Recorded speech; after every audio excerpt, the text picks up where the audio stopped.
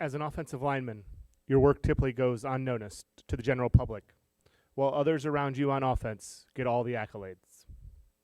To garner recognition from the trenches requires true greatness.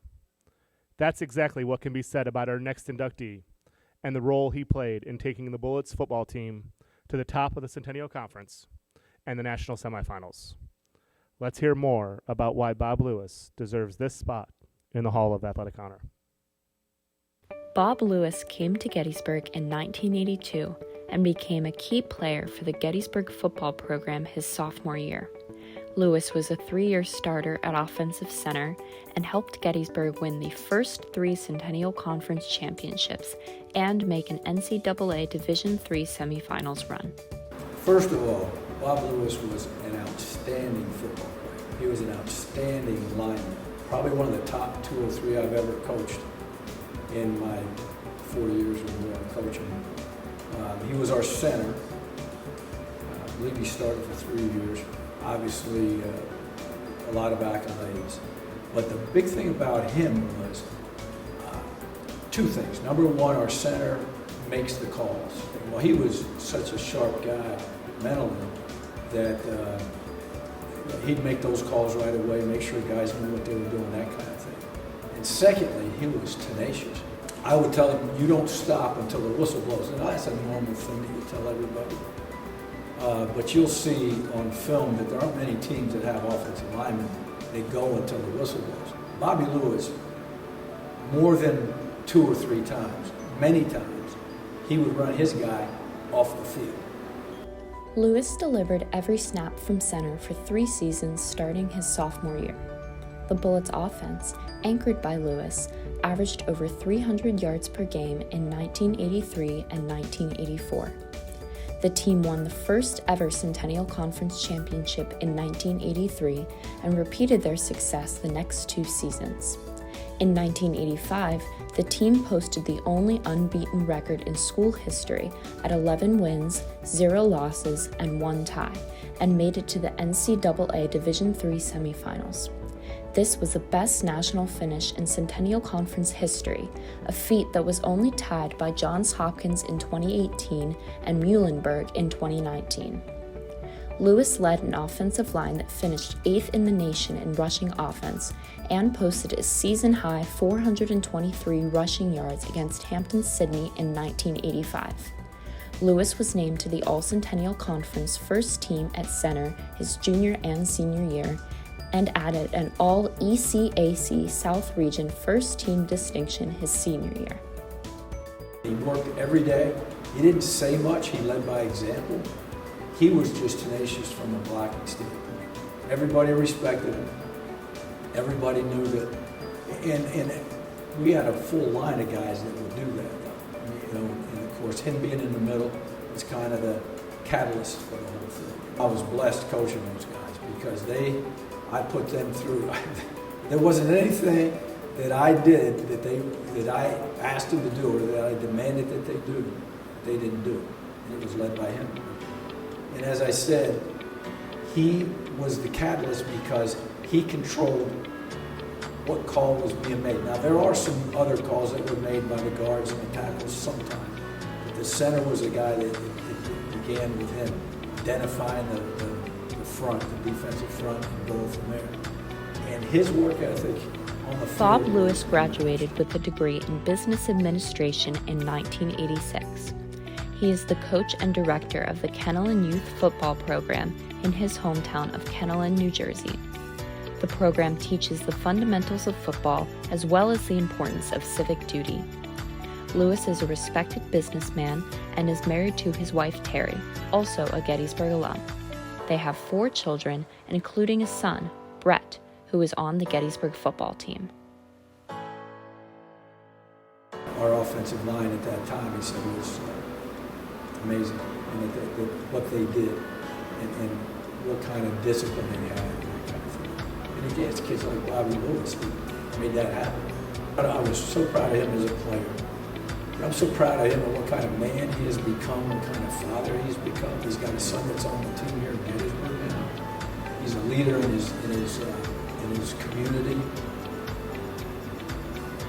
I just, I'm just so proud of the person who he is, probably more so than anything.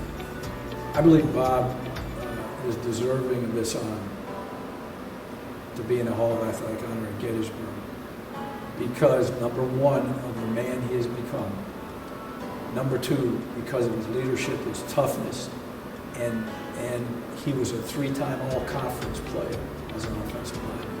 There might have been two or three guys in the history of my tenure here that were great, that showed up like Bob. He's pretty special. He's a special guy. Ladies and gentlemen, please welcome Bob Lewis.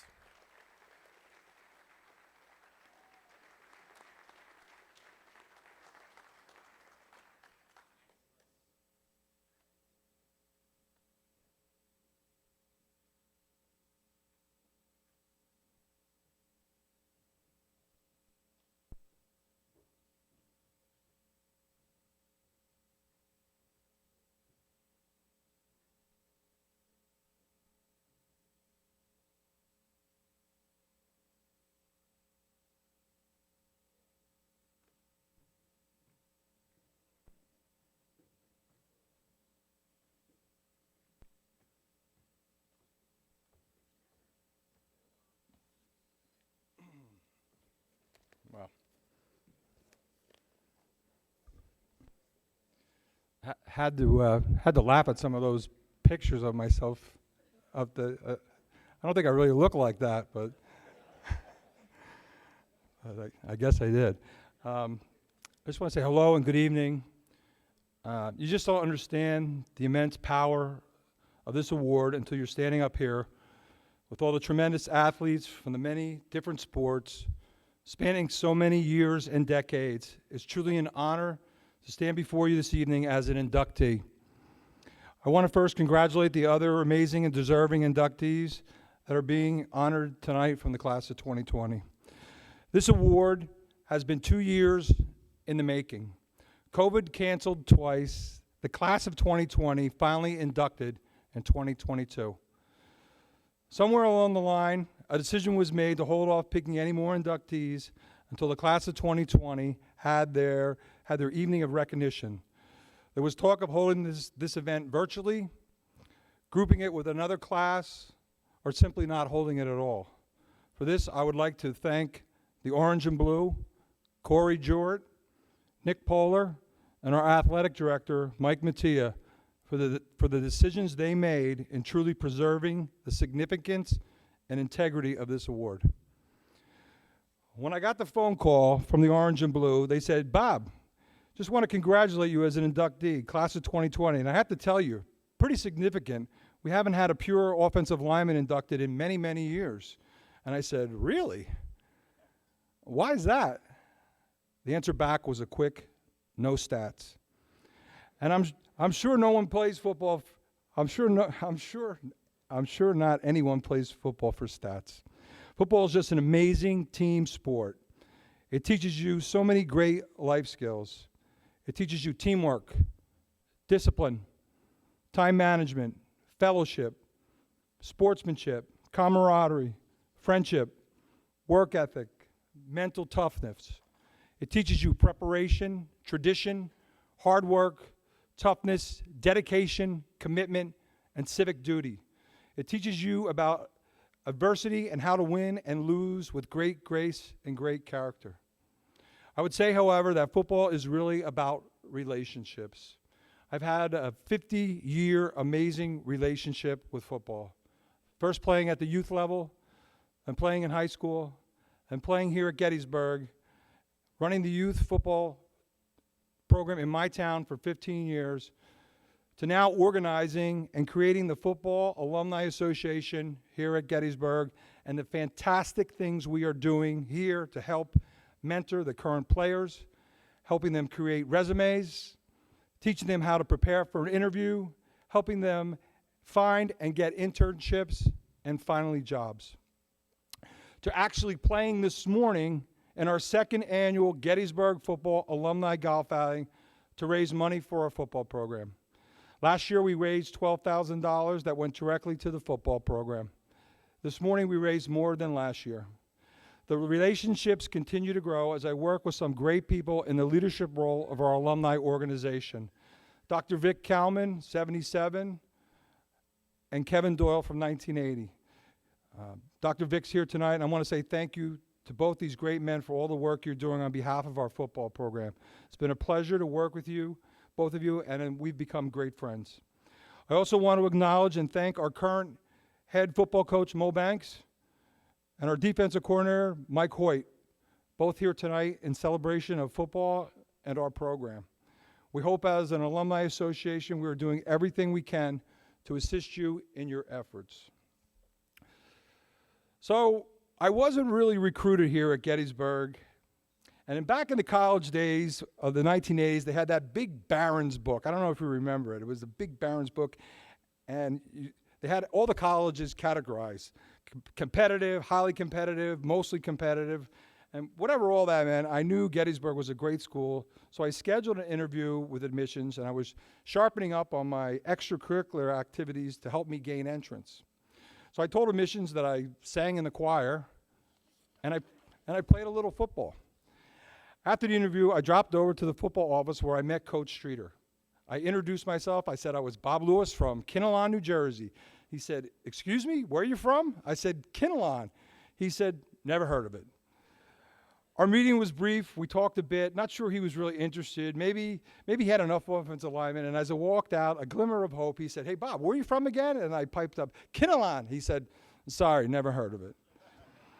When I got back in the car, my father said, "Well, how did it go?" I said, "Well, not great." I said, "I'm thinking my best shot of getting in here is maybe being in the choir." So in a few weeks, the big envelope came, and I was accepted to Gettysburg, and I was ready to kick back and really enjoy my senior year of high school. Then just a few days later, I got another envelope from Gettysburg. This time it was from Barry Streeter and the football office. I said, "Wait a minute. I never told him I was going to play." I said, we didn't talk any money. I just wanted to get into the school. So I opened it up, and it was a weightlifting program for the month of April.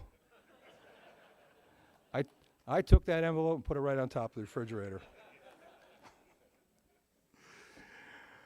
A few days later, another envelope from Barry Streeter and the football office appeared. It was a follow-up with a conditioning program. I said, "This guy's out of his mind."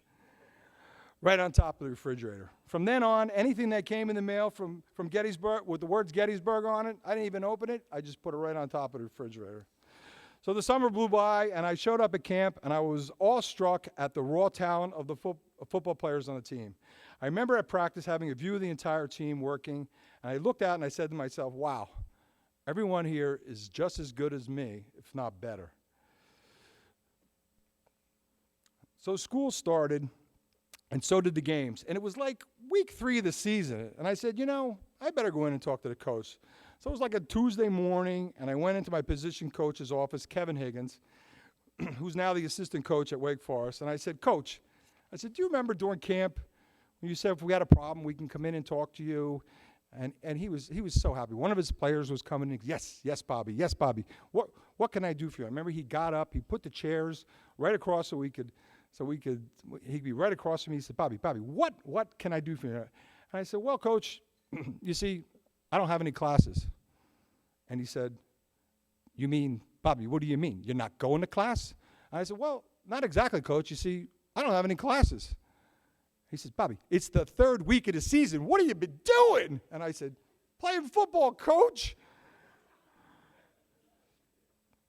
Well, he says, "What did you do with all the stuff they sent you over the summer to pick out your classes?" I said, "It's on top of the refrigerator."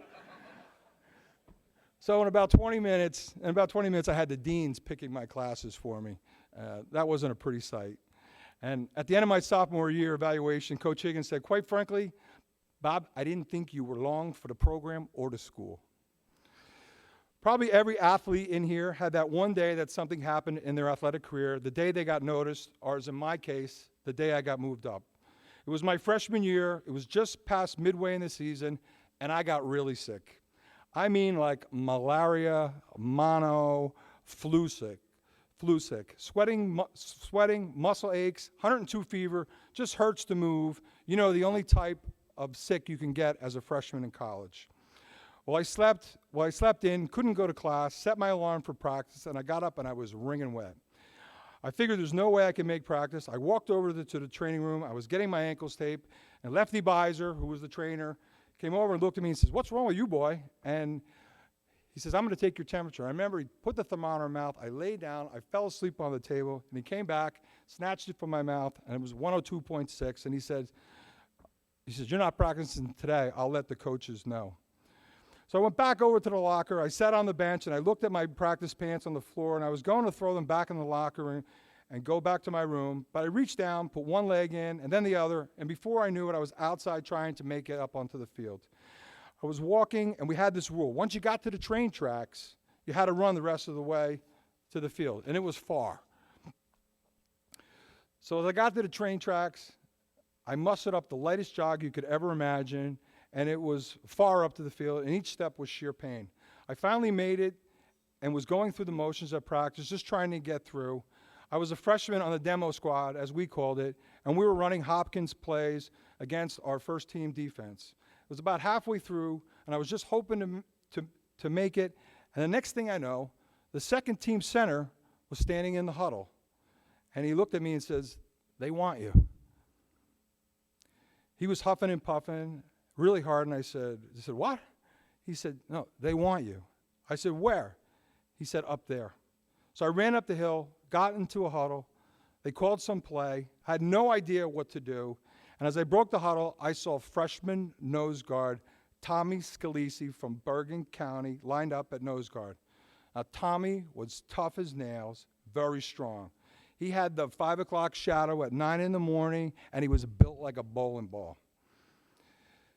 I got down to hike the ball. Tommy got down in his stance, the snap, and I blew him back about 8 yards, and the coaches went ballistic crazy.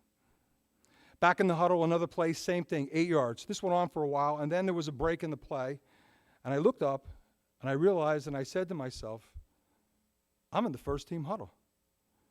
What happened was the first team center went down pretty serious, and the second team guy had to step in, and the nose guard, Tommy, was beating him up pretty badly to the point they figured they couldn't play him in the game if they had to. So they called for me.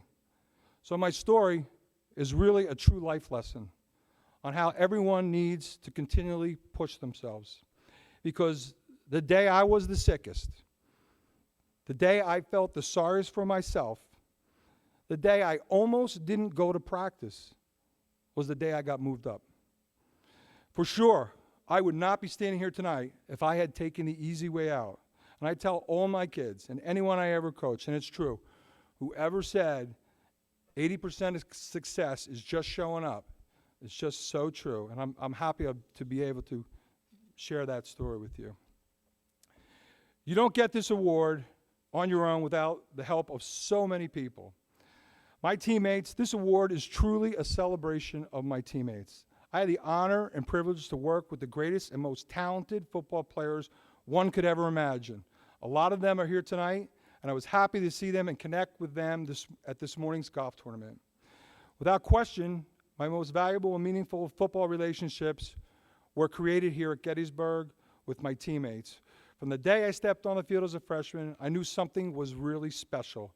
We worked harder and pushed each other every week. We won 3 consecutive conference championships in 1983, 84, and 85, and the 85 team, my senior year, went undefeated, the only football team in Gettysburg history to do so.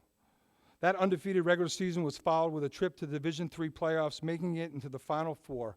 A huge tribute and great team effort to everyone I played with. My offensive line. For as good as our team was, everyone spoke about how good the defense was or how good our running backs were, but at the end of the conversation, it always came back to just how good that offensive line was. And we were, without a doubt, the best offensive line in Division III football. And nobody worked harder on our team than the offensive line. We continually challenged each other every day to be the best. We ran Barry Streeter's version of the Delaware wing T offense to perfection. It was misdirection, ball control, power running, and a 4-down offense. When we played, it was literally 60 minutes of hand-to-hand combat. Our offensive line was the engine of that offense. I can't tell you how many 4th down and 2 yards on our own 20-yard line situations we had, and it wasn't even a second thought. We weren't punting, we were going for it. And there wasn't a person in that stadium that didn't think we were getting those 2 yards and maybe more. We were blessed to have 2 outstanding All-American running backs to block for. They were Ray Condren and Paul Martin. Ray actually had a tryout with the Miami Dolphins, and Paul Martin still holds the school record for rushing attempts and the most yards in 1985. And between Ray and Paul, they still hold so many school records, too many to name. They were just phenomenal athletes and 2 of the most humble people that I know. But as far as stats go, we, the offensive line, used to tell them that those first 3 yards are ours. And they would say, oh yeah, well, what are we supposed to do after that? And we would literally tell them, put a move on, baby. That's what we're paying you for. Again, I couldn't be more proud to be part of the greatest offensive line in Division III history. I would like to name them. Our 7-man, Jack Clark, and our 3-man, Mike McDyer.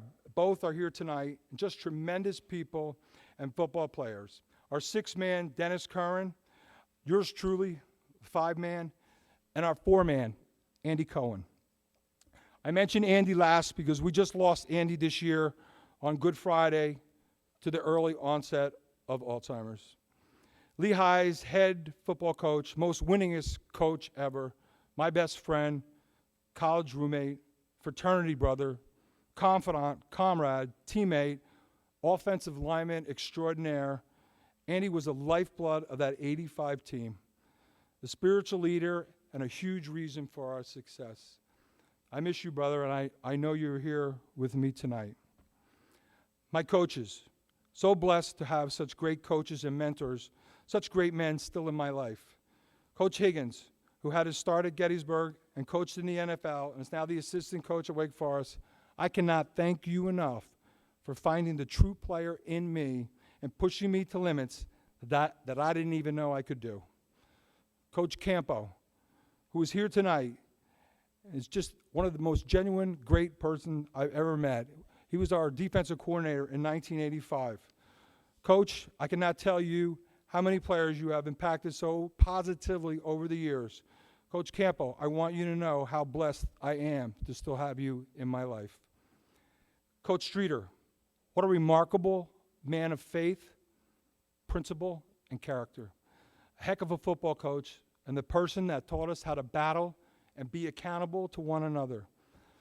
And that life lesson from Coach Streeter didn't stop after we graduated. Not many people know that for 2 years when our teammate Andy was sick, at least once a month he would come to take Andy out to lunch and to meet with us, his former players.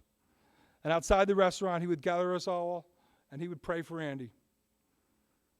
Coach Streeter was right there until the last week of Andy's life, visiting him in the hospice hospital.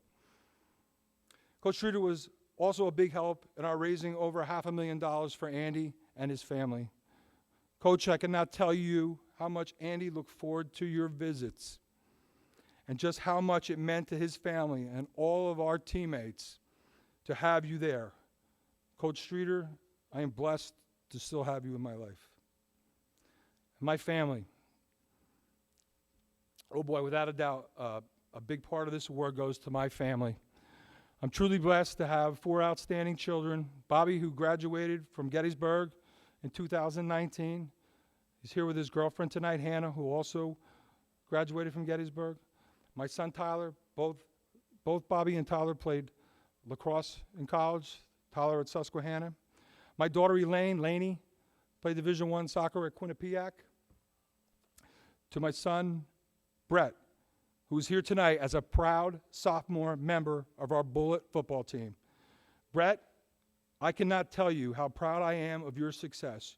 You are truly a better football player than me. Keep working hard. Be a warrior. I mentioned Gettysburg is about relationships, and I met my wife here at Gettysburg, and we've been married for 29 years. When I say Terry is just the best thing that has ever happened to me, I mean it. She's just an amazing wife and mother Terry, thank you for the wonderful life and family we have made together. I am blessed to still have both my parents in my life, my mother, who always supported me throughout my football career. I cannot thank her enough for her support. My father and stepmother, Cindy, who are both here tonight, I don't think they missed a game in 4 years. I can't thank you enough for being there for me and here tonight. Thank you for all the love and guidance you have provided for me. I can only hope I am passing it along to my children as good as you've passed it to me. So thanks again to my family and my guests that are here tonight who have joined me, my coaches, and especially my teammates. Without all of you, none of this would have been possible. Thank you, and God bless.